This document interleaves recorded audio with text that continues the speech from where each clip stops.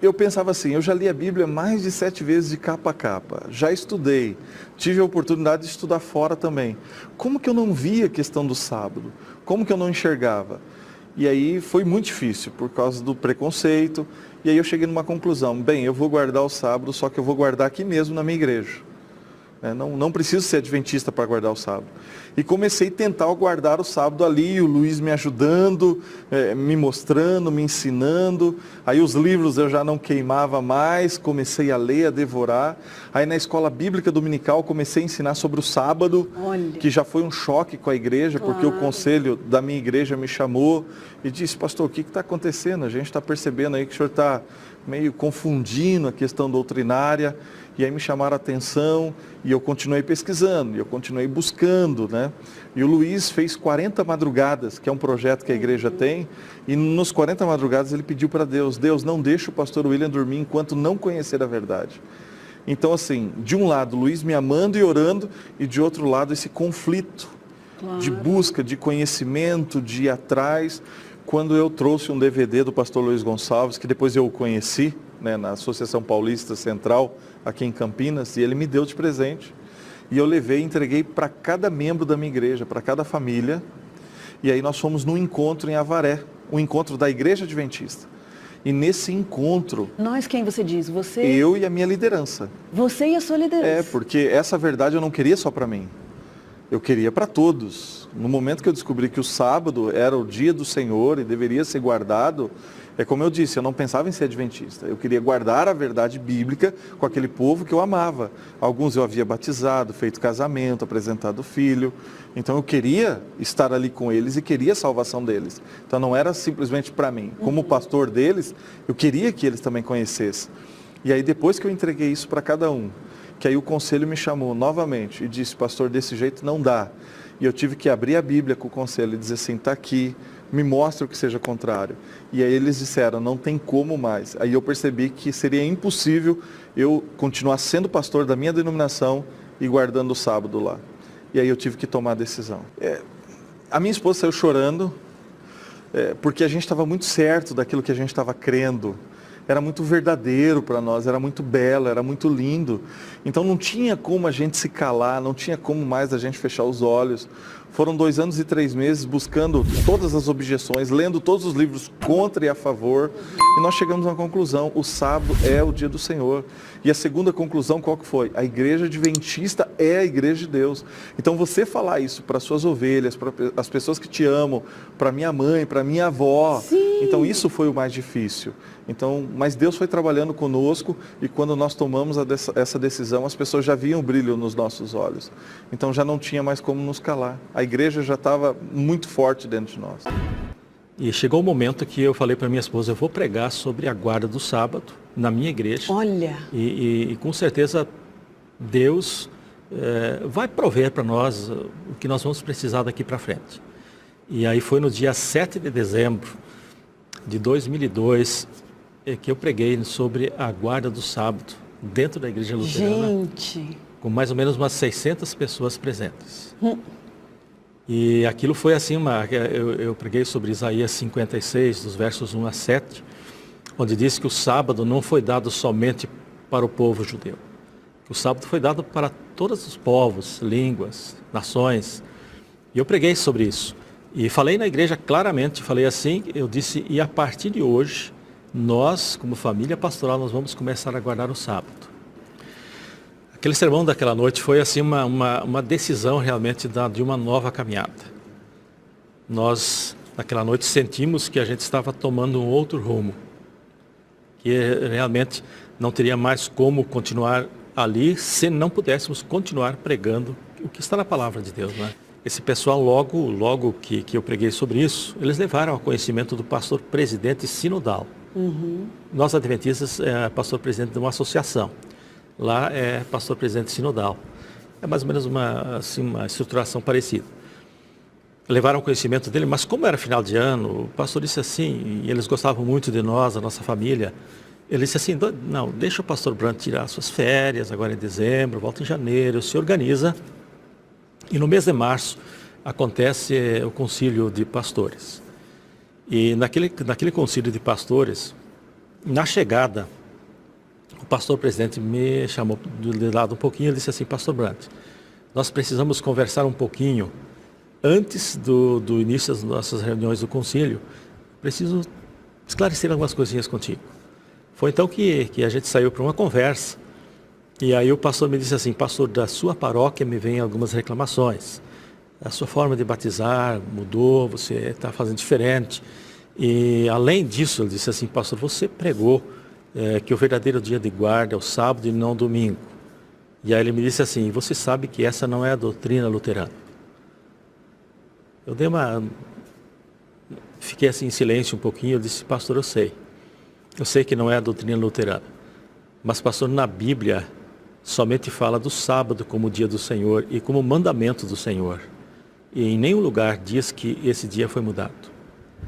Aí ele me disse assim, ele disse: tudo bem, nós estamos propondo para você que você se retrate, que você volte atrás. Nós gostamos de você, gostamos da família, e a gente gostaria que você se retratasse, voltasse atrás, que você voltasse para a sua igreja e que dissesse para a sua igreja que você estava equivocado. Olha que você leu um livro e esse livro bagunçou a sua cabeça, mas que você vai deixar tudo isso de lado e vai continuar sendo o pastor que você sempre foi.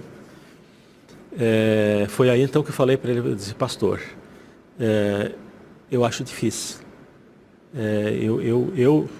Eu hoje diria para ti assim, que eu não vou me retratar. Olha. Porque estou convicto dessas verdades. Porque não são ensinamentos de uma igreja, mas são verdades bíblicas. E aí ele me disse assim, e você está disposto a pagar o preço? Você está disposto a pagar o preço contigo, com sua esposa, com seus filhos? E quando ele disse: você está disposto a pagar o preço, a gente sabia do que ele estava se referindo. Né? Eu disse: pastor, eu estou disposto. E eu disse assim: se o Senhor esteve conosco até agora, se Deus nos abençoou até agora, eu acredito que Deus não vai nos abandonar, porque nós queremos agregar conhecimentos maiores e realmente fazer o que Deus nos manda na sua palavra. E aí ele me disse assim: tudo bem, está nas suas mãos. Porque até então eu pregava o contexto que eu conhecia. E aí eu me deparei com outras verdades que até então não tinham sido reveladas para mim. E eu me vi nessa obrigação: peraí, eu não posso segurar isso só para mim. Eu tenho que compartilhar. E isso fervia dentro do meu coração. Olha. E aí eu comecei a compartilhar com a congregação local, né, com o qual eu era responsável na ocasião. Comecei a compartilhar algumas verdades, como também os mandamentos de Deus, que até então eu tinha aprendido que tinham sido abolidos. Olha. Os 10 mandamentos. Eu tinha aprendido que Jesus tinha inaugurado a dispensação da graça, que é uma teologia dispensacionalista, né? Então, dentro desse contexto, eu entrei em choque. Eu falei: peraí, não, a graça ela sempre existiu, desde o princípio. Senão Adão e Eva, eles teriam morrido no ato do pecado, né? Então, eu me deparei com essas verdades e me senti na obrigação de compartilhar com as ovelhas. E até então comecei a compartilhar. Eu lembro exatamente, foi num domingo, porque o culto principal era no domingo. Então eu levei as verdades sobre os mandamentos de Deus. Os 5 pilares da verdade, né? Os mandamentos de Deus compõem um deles. Quando eu preguei sobre os 10 mandamentos, foi um choque. Porque eu contextualizei e no final eu expliquei para a congregação que eles teriam que obedecer os 10 mandamentos. Todos os mandamentos, não só 9, não só 8, mas todos os 10 que continham, por exemplo, em Êxodo capítulo 20. Então, esse foi praticamente a última pregação que eu tive naquela congregação. Mas a reação que veio por parte dos membros, ou os seus líderes também já estavam sabendo? Então, a reação partiu da liderança da igreja, né? Os membros tiveram uma reação, mas não foi tão expressiva. Os membros reagiram de forma até mais acolhedora àquela mensagem. Agora a liderança já não. A liderança já me procurou, queria que eu me retratasse, né? Então eles chegaram até mim e falaram assim: então, Marcelo, quer dizer que você está pregando sobre os 10 mandamentos? E citaram até de uma forma, né, de chacota. Não, você está tendo estudo bíblico para entender isso aí? Por que você está pregando essas coisas? Aí eu entendi, não, eu entendi na Bíblia que é verdade, e os mandamentos estão a vigor. Até então eu até citei, por exemplo, Apocalipse capítulo 11, versículo 19, que João, ele viu no céu o santuário, e abriu-se o céu e foi vista a Arca da Aliança. E o que tinha dentro da Arca da Aliança? Os 10 mandamentos.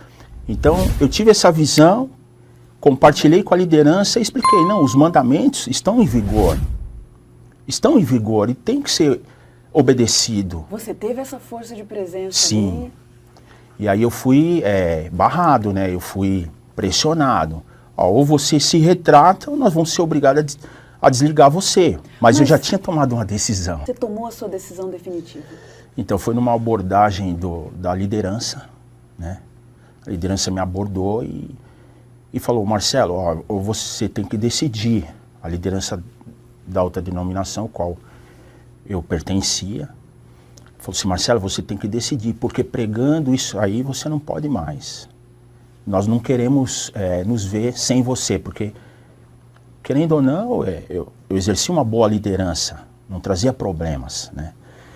Então eu cheguei num ponto que, dentro da Escritura Sagrada, eu me deparei com um verso. Apocalipse 18, verso 4. Porque estava uma verdadeira confusão na minha vida, né?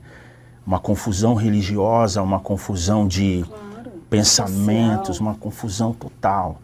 E nesse versículo, Deus convida a sair daquela confusão, né? Deus, ele faz um convite para a humanidade, mas aquele convite foi pessoal para mim.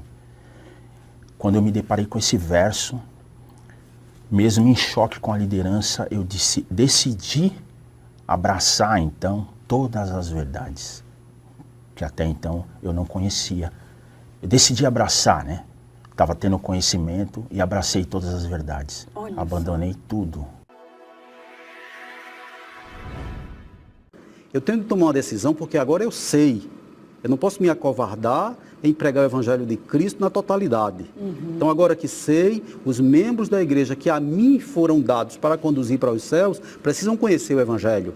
Puxa, então, o que é que eu faço? Vou na Associação Pernambucana, vou nas casas publicadoras e compro revistas, compro livros e começo a distribuir com os membros da igreja para que eles conheçam. Estabeleço na igreja a escola bíblica, eu trago as revistas da escola sabatina para tratar do assunto. Olha. Estabeleço na igreja a semana, as semanas que a igreja adventista aplicava, eu também aplicava na igreja.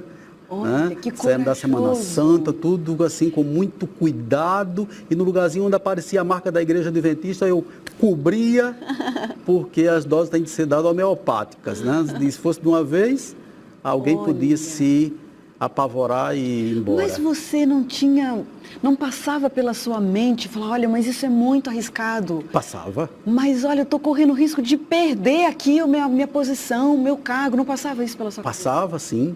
Mas eu ia. E você não se amedrontava? Um pouco, porque na época eu me sentia como um Lutero da vida, porque eu não queria nem abrir outra igreja, nem sair da igreja. Eu queria que a igreja, ao menos a igreja local, atentasse para a necessidade de obedecer a palavra de Deus. E você sentiu que alguns corações ali se abriram? Senti. Né, mas recuavam a partir do momento que outras pessoas, ou a maioria, chegavam e diziam, olha, o pastor Gildo nessa quarta está dando o estudo de Daniel, não entrem. Ai. Porque o que ele está ensinando é da igreja adventista. Começou não a acontecer entra. Isso. Né? Começa a acontecer, começa a recuar para a escola sabatina, que na verdade não era sabatina, só a revista, né? Mas era a escola dominical. Mas a revista era da escola sabatina, começaram a não querer mais contribuir com nada, né? Ou com tudo. Puxa. Recuo total. Mas deve ser difícil, né, Gildo, você ser um líder que de repente começa a entender uma certa rejeição, uma desaprovação por parte dos seus liderados? Muito. Tinha hora que eu procurava dizer assim, Senhor, eu não estou aguentando mais. Eu não estou aguentando mais, Senhor, porque a carga está pesada, o povo não quer. Eu não sei o que fazer, Senhor. Eu estou me sentindo um Josué, que o povo ficou todo desarrumado, porque servir ao mundo parecia ser melhor. E eu dizia assim, as coisas estão se repetindo durante a jornada do povo de Deus quando sai do Egito. E eu não tenho mais forças para prosseguir, Senhor. Puxa vida. Passamos quase que uns 6 a 7 meses nos preparando para isto, porque eu não podia abandonar a igreja de qualquer jeito, né? Mandando uma carta dizendo, gente, eu fui. Não, eu precisava dizer à igreja para onde eu estava indo e por quê. Então, oramos, eu e minha esposa oramos, e um determinado dia minha esposa teve um insight, disse, filho, eu já tenho a forma para a gente avisar para a igreja. Porque até então ninguém sabia que eu ia sair. Muitos, inclusive, me aconselhavam, pastor, vai embora, pastor, o senhor está sofrendo muito. Não fique aqui. Foi um período difícil. Um período difícil. Não fique aqui tentando morrer ou puxar a igreja. Vá para a igreja adventista. Me convidaram para a regional para perguntar por que é que eu estava adotando na igreja a revista da igreja adventista. E aí eu fui prático com eles, disse porque nós não temos uma revista de qualidade, porque a revista da Igreja Adventista, eu entendo que é uma revista que tem qualidade, e eu como educador, eu podia aplicar ou trabalhar com o jornal do dia, sem que as pessoas fossem para outro caminho. E assim eu fiz. Então, dia 4 de dezembro, ele estava lá para celebrar a ceia, celebrou a ceia, já havia ido na igreja outras vezes para me colocar em disciplina por conta das pregações, porque tinha algumas palavras na igreja que eu não podia falar mais. Eu não podia falar mais sexta-feira, porque já ficavam todos atentos e ele já vai falar do sábado. Eu não podia falar do domingo, ele vai voltar para o sábado. Né? Eu não podia falar sobre santuário, eu não podia falar sobre nada que a igreja adventista, à luz da Bíblia, prega para esclarecimento e preparar o povo para chegar nos céus. Você foi ficando numa situação difícil. Muito difícil. Foram me cercando. Pouco a pouco foram me cercando. Alguns de uma forma diretas, outras de uma forma indireta, mas foram me cercando. Desde alguns membros da igreja a alguns pastores na igreja, né?